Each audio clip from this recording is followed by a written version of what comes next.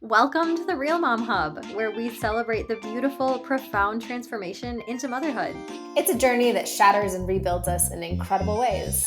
We share the voices of everyday moms in the trenches, honing and discovering their natural instincts and superpowers. We air out the hard parts of parenting people don't like to talk about.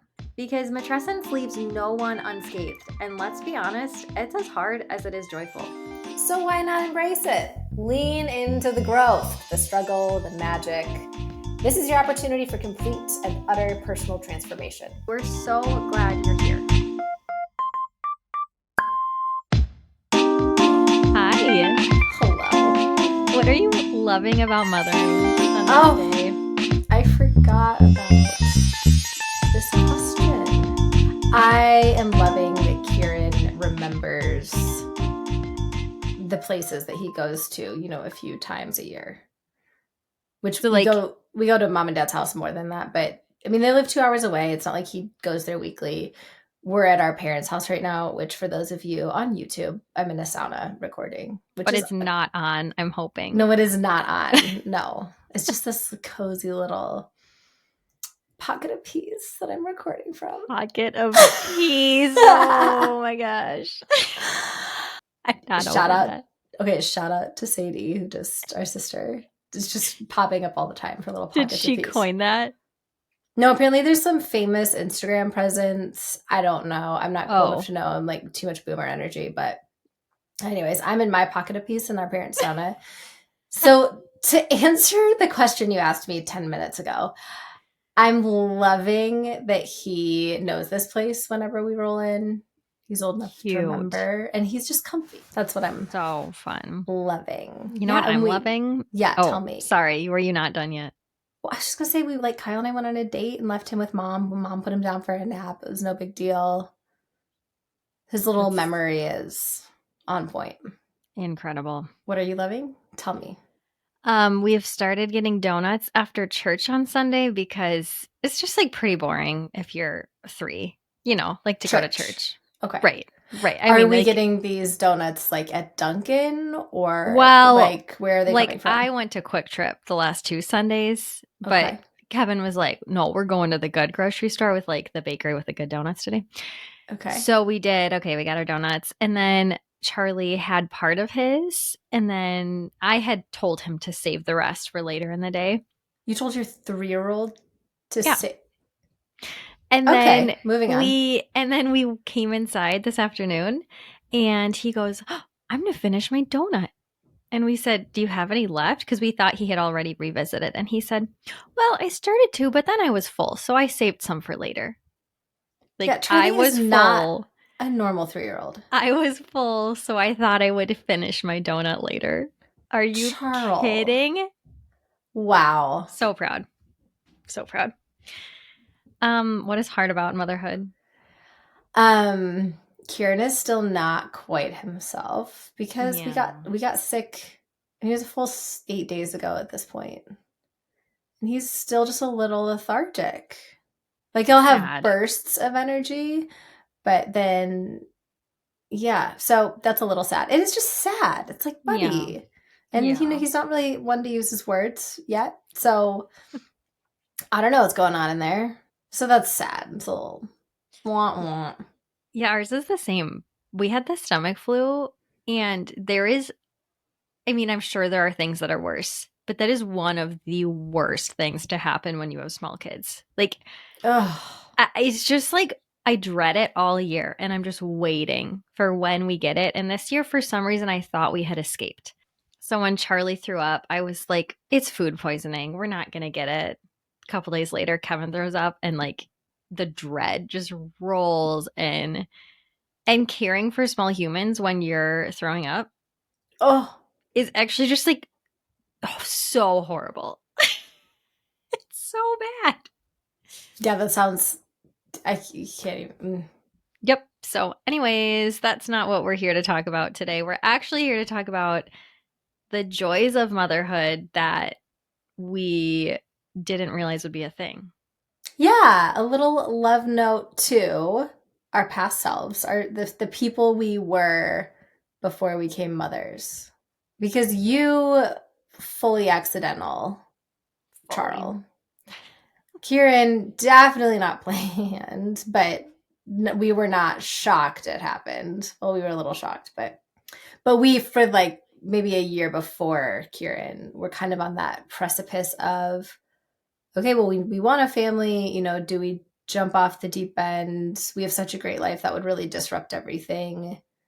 And I have a handful of friends right now who are like, do we want kids? Do we not? There's so many downsides. I think the downsides are obvious. Mm-hmm. But the upsides, I mean, it's hard to even talk about them. Yeah, I bet that's why we don't talk about it, because it is hard. I think we should. I think it's good for me because even like creating this list was challenging and it shouldn't have been, but it's just challenging to like put into words the changes and what I'm grateful for, but it was a really good exercise. Yes, for me too. And for those who are like, we straight up don't want kids, more power to you. But for those of you who are like, maybe I do, maybe this is the year, maybe I want them in 20 years, you know, I think it helps. Hope you enjoy the upsides. The first one that popped into my head, the first one was just speaking to my former self. You think you know what joy feels like, but you have no fishing idea how deep it can run. You actually have no idea because you haven't built the capacity for this kind of joy yet. So I will be the first to admit, the first to say, Kyle and I had 7 years of just a phenomenal marriage and life together in a fun city in the fun part of the world before we chose to have Kieran. And I 100% was happier during that time. I mean, I'm 2 years into motherhood, and I can absolutely say I am less happy now than I was. Sure. But that's kind of irrelevant to me when I think about how many times I get this just jolt of joy throughout the day. And maybe it's accompanied by negative feelings. It's a complicated thing, but the fact that I can feel that kind of thing exists is miraculous. I mean, I've talked about that dream I had on the pod before, but like when I was so scared to have Charlie and then I had this dream of that feeling of joy, he just like came into the room in my dream when I was pregnant with him. And that is the feeling. And I remember that got me through the entire surprise pregnancy. That even I thought about it during the birth. And then that is the feeling. It's just this like all encompassing, gut wrenching in a good way joy. Yeah. Yeah. Highs are high, lows are low. Yeah. 100%. I love it. Snaps for Emily. Wait, I can't snap. That's a problem.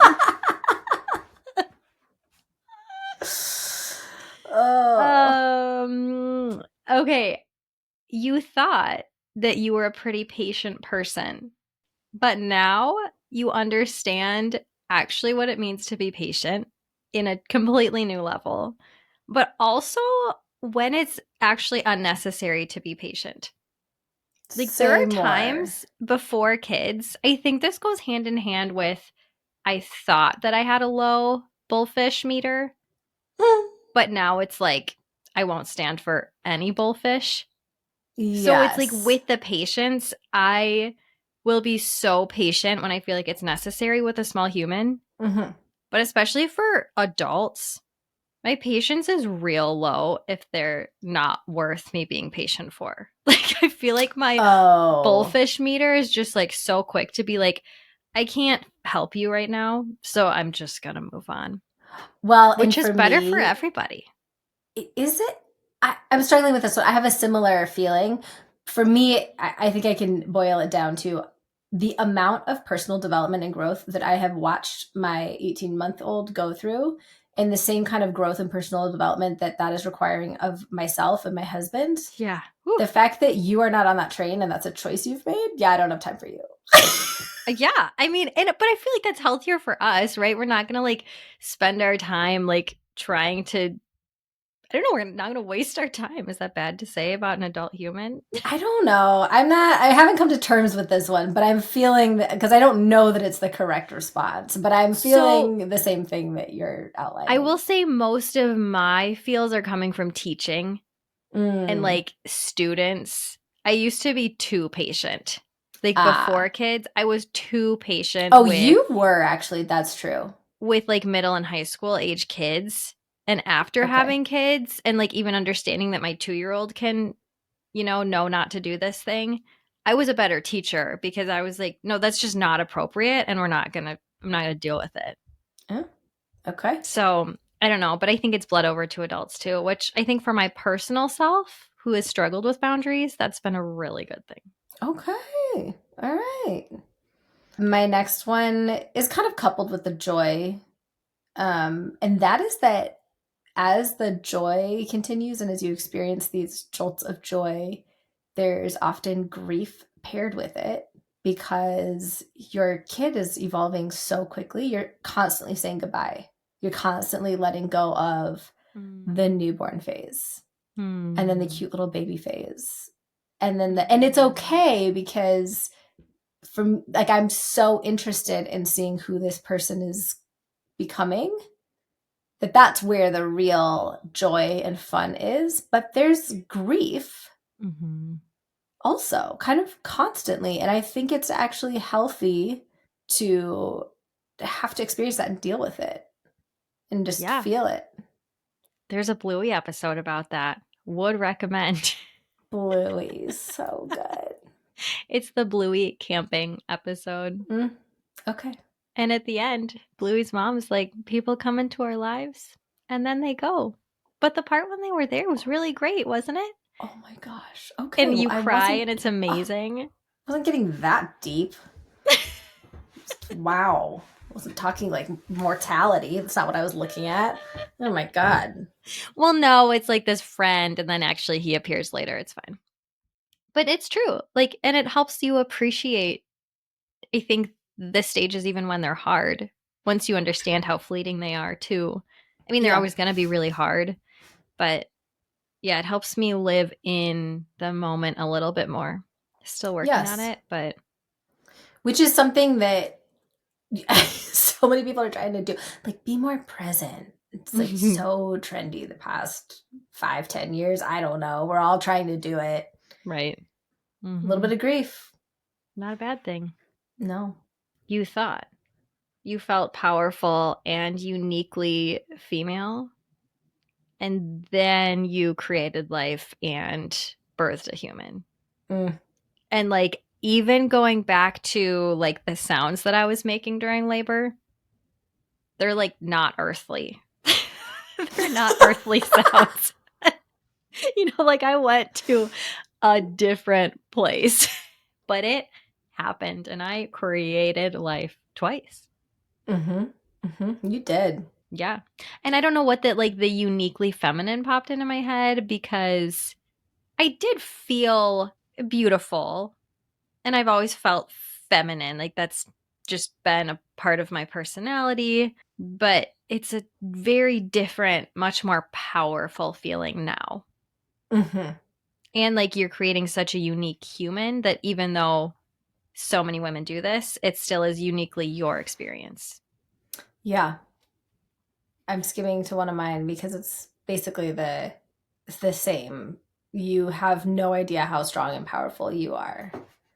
Like I'm thinking of like my past self before I had a kid. Like she had no idea. Just the potential. Absolutely no idea. It's like not only are you birthing, but you're nurturing through breastfeeding. Like that takes so much energy to create food and sustain this other life. I remember going back to work after having Kieran and actually like, oh, I have to present in front of like a large board today. Literally whatever. Oh, they're all men. Even better. Let's go. Can you do this? No, you can't. I feel great about this. That is true. I do feel more confident around men, actually. Yeah. I've never thought of that. Yeah, because it's just like, I did that and you literally can't. You literally can't. And you also have no idea like what that whole process is. I was chuckling listening to Elise Hogendike's episode because her husband, you know, she has such a great relationship with him. Like, it seems like their partnership is just incredible. And after her first birth, he was like, oh, that wasn't so bad, right? And she was like, oh my God. If getting stabbed by a knife and run over by a truck isn't bad, then yeah. So funny. So funny. Yeah. But birth is great. Birth is great. I wouldn't go that far. It is powerful, though. Okay, you thought you knew what it meant to be giving of yourself and what it meant to like receive care or just receive well. But after having children, actually giving of myself is just a complete new feeling and a new understanding of like selfless giving. But I also have such a better idea or a better appreciation for when people care for me because I understand like what they sacrifice to do that, I think, in a better way. Mm-hmm. But I also believe that they just really wanted to do it. Sure. You know, and that they really just want to selflessly give. And there's nothing in return that they're expecting because I have developed that now. So now I see it in others as well. Your nurture is close to the skin. Yeah, more so. Yep. Yeah. Because I have a hard time one. like receiving help. Same. Mm-hmm. And I think that's actually developed a lot this last year as I develop closer friendships here. Mm-hmm. But there's been like multiple times that we've been pretty sick and people have said, you know, can I bring you food? Or just like, I'm going to bring you food. You know, that's just a little example. And like, it's just so incredibly helpful. And I don't feel bad. And I don't feel like I need to return the favor. But I'm excited to return the favor. You know, just like little things like that. Or even someone like offering to watch the kids so that Kevin and I can go do something. I would have felt like I needed to return that. Got it. You know, and now I just want to accept it and like be living in that gratitude. Which is really when someone's trying to give you something, all they want. They want to give you that good feeling. They want to give you that goodness. They want to create goodness in your life. So then if you're concerned about receiving it, it kind of puts a damper on the entire gesture. Yeah, and I had to learn how to be giving in order to receive it. Okay, yeah, let's put a pin on this and circle back the next couple weeks, next few months, next few years. Teach me your ways. Well, I think I've started to learn it this year, so. Oh, what I'd actually written was, you knew what it meant to be giving and receive care. Oh, wait, no, you thought you knew what it meant, but you were actually a self-absorbed ass, is what I wrote.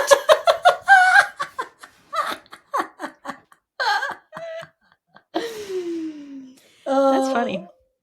I literally wrote that an hour ago and I forgot till right now. That's ringing true. I actually think that's moving on. Yeah, no, that's true. Yeah, okay, so good. Thanks for that. I think I'm gonna wrap up my feels bullet points because apparently I was in my feels first when I was writing this list. So, to my past self, your capacity for emotional depth will increase dramatically. And this might concern you. That might sound like a concerning turn of events for you. Yeah. Because I value calm and logic and control. Yeah. But actually, with this increased depth and ability and kind of just a new kaleidoscope of different feels, life is so much more vibrant and meaningful. Like, it's just more colorful.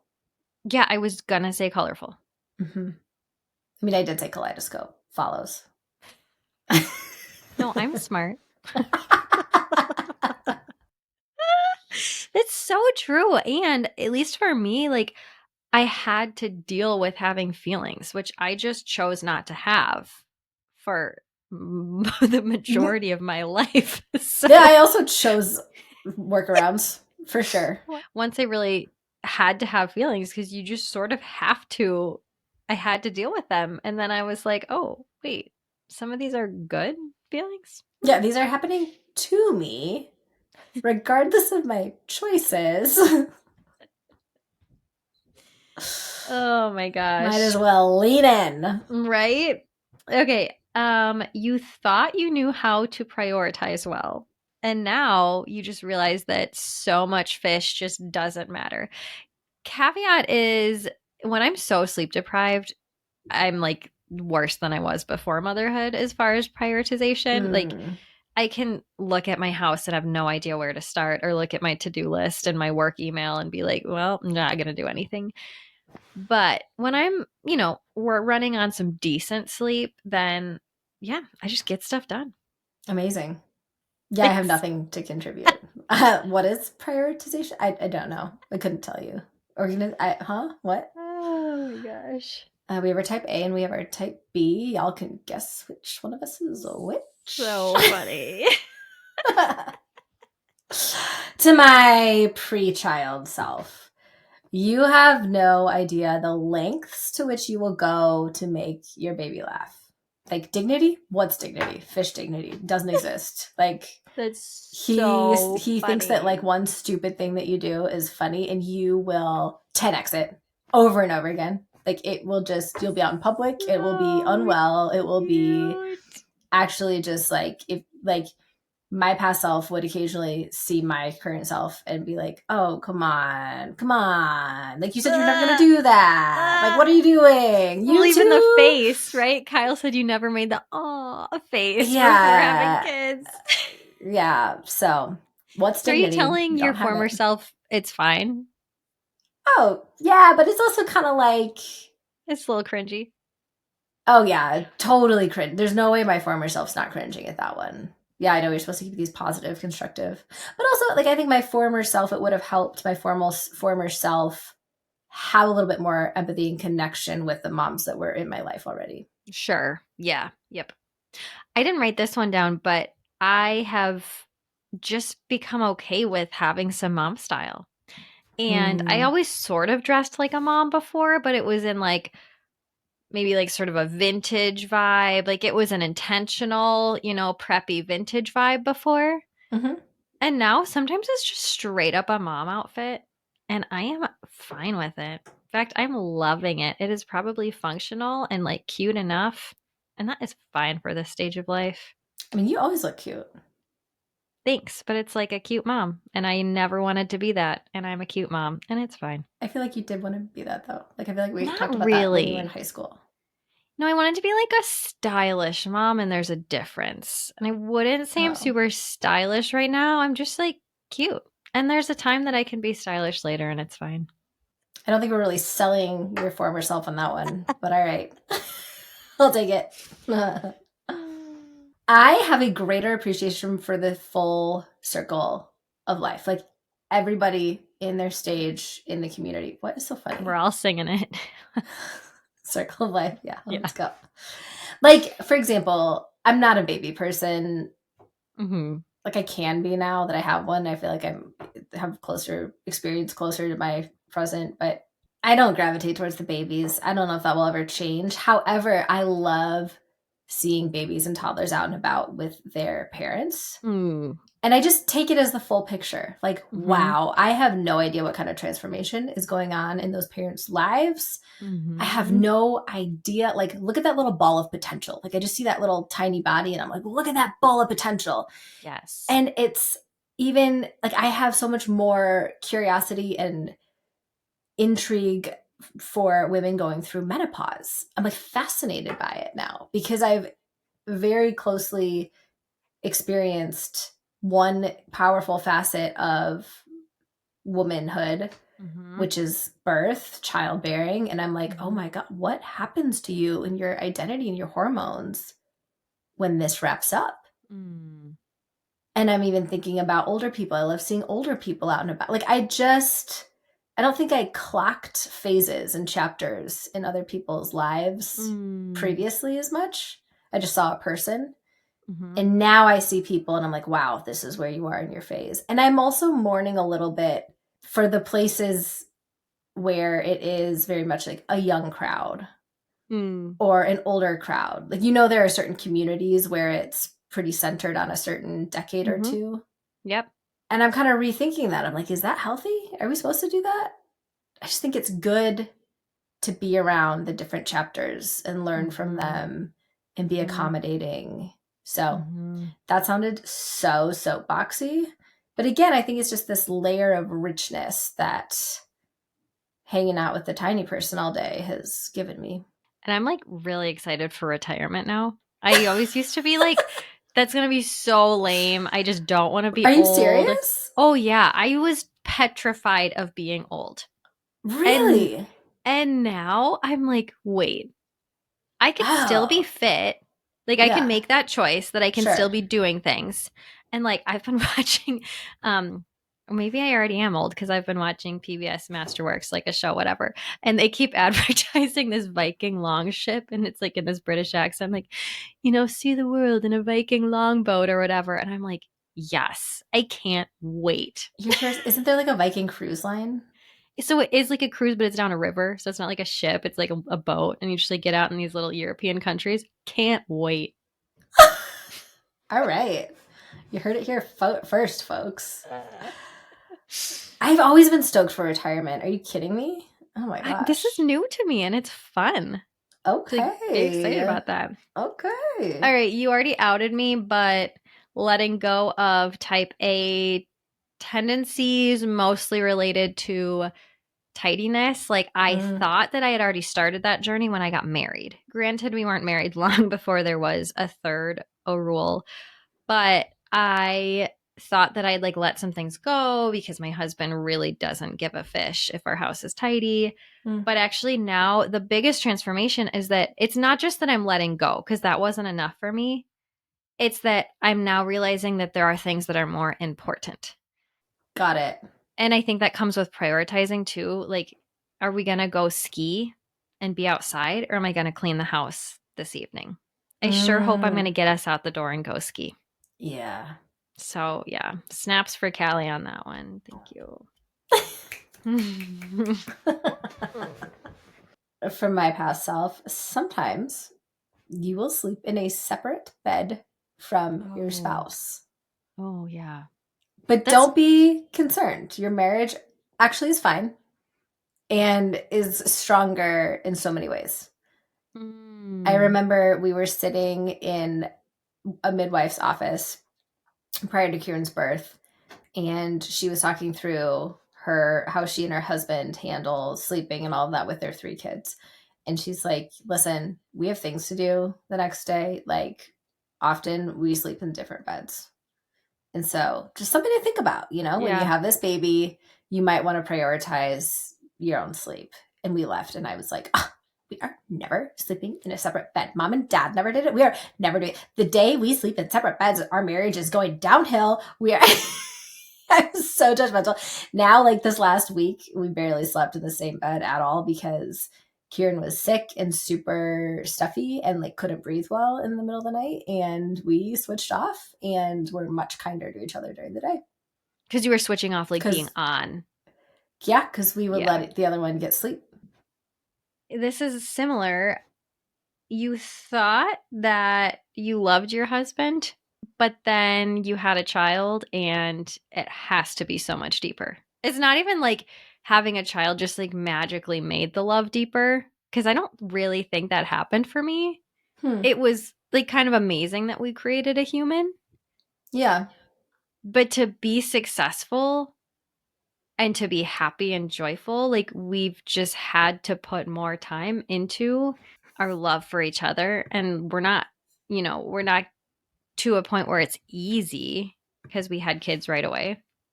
But it's definitely something that like we've chosen to prioritize, partly because we have these small humans looking up to us.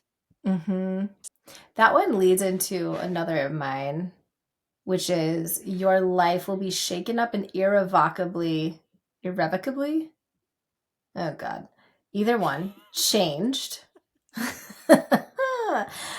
But you'll be fascinated by who you're becoming. And the engagement and the journey over the destination will be strong. Like I am invested in this journey. I'm no longer like, well, what's the goal? How do we get there? It's okay, what does the journey look like? Because that's what my son is seeing. He's there for the journey. And that's true with Kyle too. It's not like, which I guess we've mostly been there for the journey together. But yeah, having other eyes on you, 100%, they're absorbing how you handle the journey and what effort you're putting forth daily. Yeah. Not just like the milestones. I love that. I'm just like letting that soak in a little bit. It's changing my relationship with myself for sure. Like, who do I want to be Monday through Friday? Not just. Yeah, which is so hard when you're a stay-at-home mom. Yeah, I'm struggling. Wait, that's not what we're talking about today. No, okay. but it is like, it's interesting to me. There are high stakes now. There never were before. You have to whip yourself into shape, you know, like in a mental health sort of way. I mean, it's like either I do this work and it goes well, or I don't do this work and it's going to be miserable. Mm-hmm. So I feel like it's almost like kickstarting doing the work, at least for me. Mm-hmm. Totally. Yeah. This is similar to what I said before, but you knew what you thought you knew, my former self, what sacrificial love was, at least to a point, or at least could like imagine that. But after having kids, I not only truly feel like I understand what sacrificial love is, but the fun part is I think I finally understand how much our parents love us. Oh. And that's such a like incredible thing to start to understand. Yeah. That's so funny. My next one was your connection and relationship to your parents and the people who raised you will develop a whole new perspective. Like, you just look at us. If I could snap, I'd say snaps for us. Yeah, I literally had no idea. I had no idea. You would really mess up, you know, and they would still love you. Like, they will always say that, you know, you'll hear that, you'll read that in books, but like, you don't understand that it's really true. Yeah. Like, oh, I could have done so much worse and you still would have loved me. Like, missed opportunity. I've thought that. I was like, I was such a goody two-shoes. Like, I really wasted my time. Like, now if I screw up, like, it really affects small humans. Like, yeah, like, really should have capitalized on that. Wish I knew. But I really think I wouldn't have known if we chose not to have kids. There's no way to know. It's so incredible. I thought that it was okay for work to be a bit of a grind and to not be excited frequently to go to work, and that like work was just something that you did. And I still sort of believe that, but now I have such higher expectations for how I spend my time that work is so different to me. Like, I want my work to be fruitful for myself and for other people, not just for other people. Yeah, here for that one. Love it. To my pre-mother self, you will sometimes spend your hours counting down the minutes until his bedtime. Like, you forgot seconds. Yeah, no, literally. Like, if we had a classic clock with I would be counting the seconds. Like, you're like, got it. I must have killed at least 45 minutes. You do it twice a day because you do it before nap time and then you do it. Yeah, but it's really the most crucial before bedtime. Oh, 4 o'clock hits. It's like, wow, we just did monster. 3 activities. Okay, it's like, Emily, you're going to do 3 activities with him before you check the clock. That must have taken up 45 minutes. Oh, it took 10 minutes? Oh my God. Okay, well, now I don't know what we're doing now. Yeah. So anyways, counting down the minutes until this kid is in his bed and you can breathe. And I don't know, take a minute for yourself. Maybe go wash your hair. Like, who knows? Oh my God.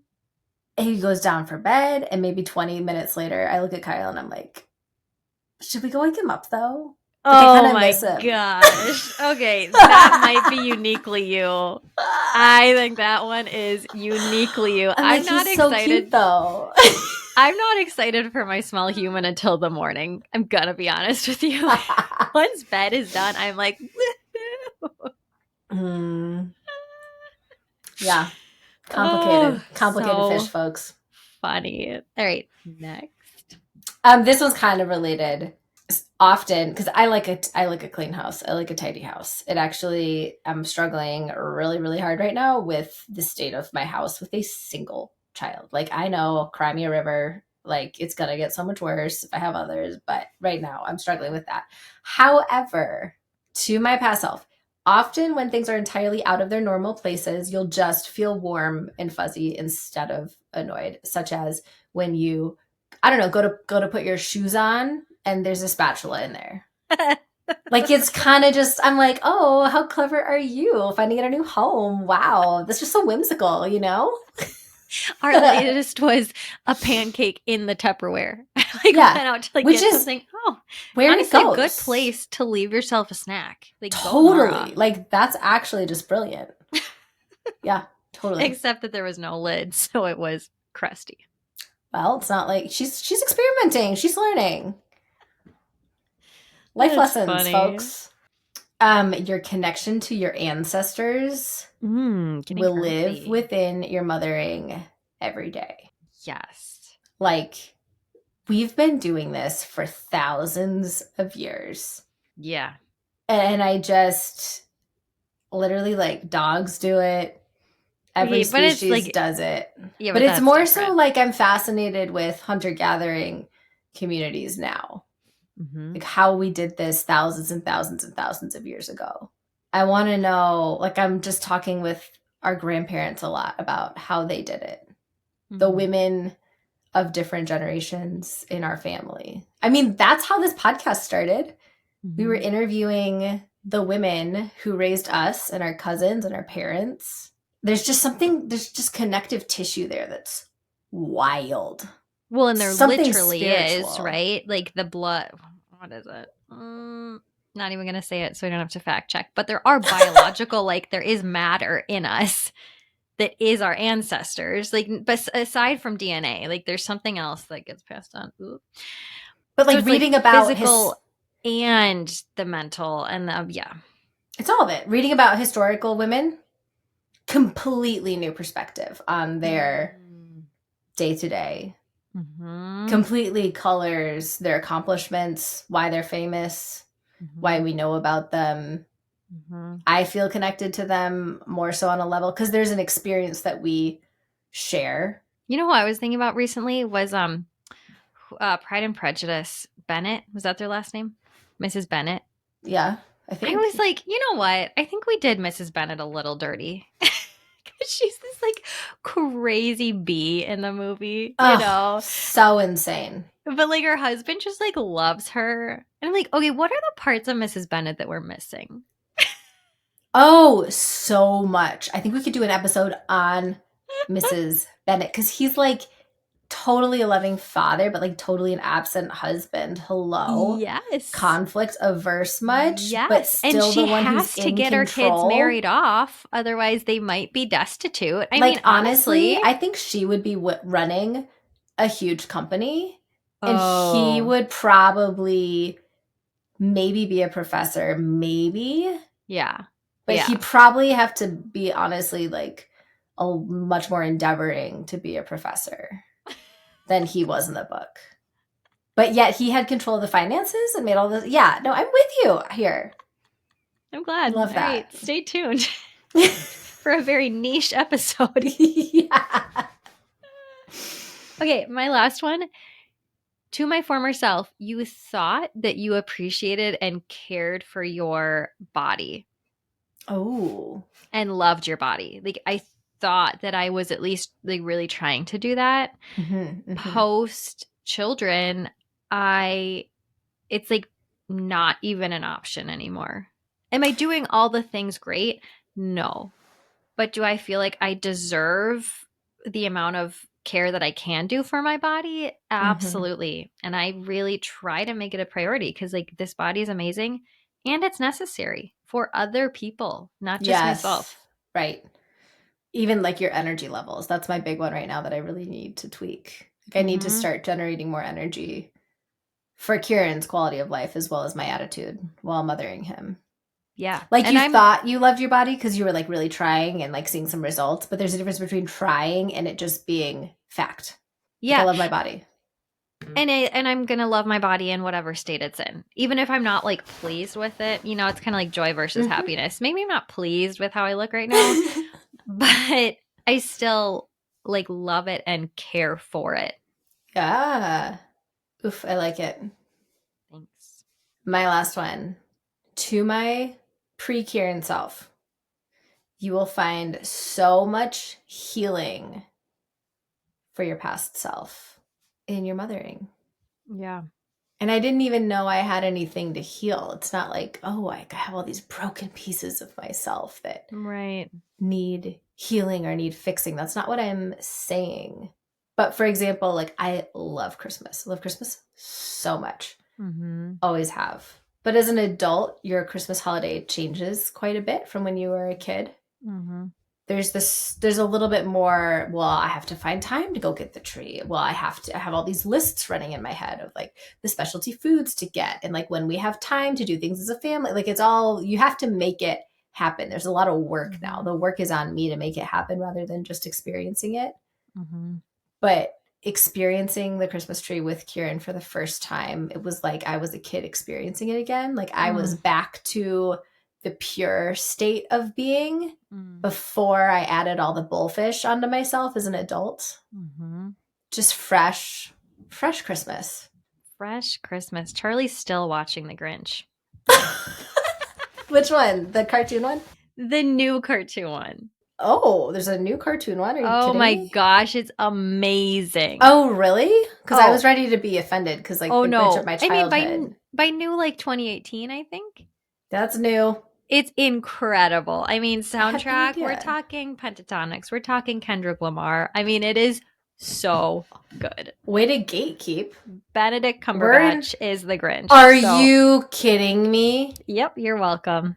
We're in February right now. Where were you all season? It's not like we don't talk. You should probably go watch The Grinch tonight with a childlike joy. It's not like we don't talk. You've been keeping this from me. I did like make Sadie and William were here skiing a month ago, and Charlie like needed a break from skiing, so I did turn the Grinch on for him. And I was like, oh, because she hadn't seen it. It's like, Sadie, no, you got to go in now. Oh, this because you got to go in now. Because you've been gatekeeping. Yeah, that's why she hadn't seen it. This was fun. This was fun. No, it's good. I really think it was just a good exercise for me. Yeah, thinking about it. It's been hard with all the illness. Like illness just really wears on you as a mom. So like this was actually just a good time for me to do this because I'm in a lot of hard right now. And that's such a short snippet. Okay, so for listeners, would highly recommend. 10 out of 10. Do this exercise at home. Love notes to former mothering self. Love note. We need to tighten this up. Love notes to to my old self pre-kids. Love notes to my love notes to my maiden self. Ew. Please delete that. That was the worst thing I've said in my entire life. I don't think I'm gonna. I hate it so much. I hate that just came out of my. Oh, I have so many terrible images in my head. Yeah, I wonder if we should shut it down. Okay, we're done. Really wondering if we should shut it down. This is bad. Love you. Love you. Bye. You've been listening to The Real Mom Hub. Our music is by Naomi O'Leary. You can find us on social at The Real Mom Hub. We're not the authority or even very educated on the medical issues discussed. Do your own research, talk to an expert, make your own decisions, and call us if you learn anything new.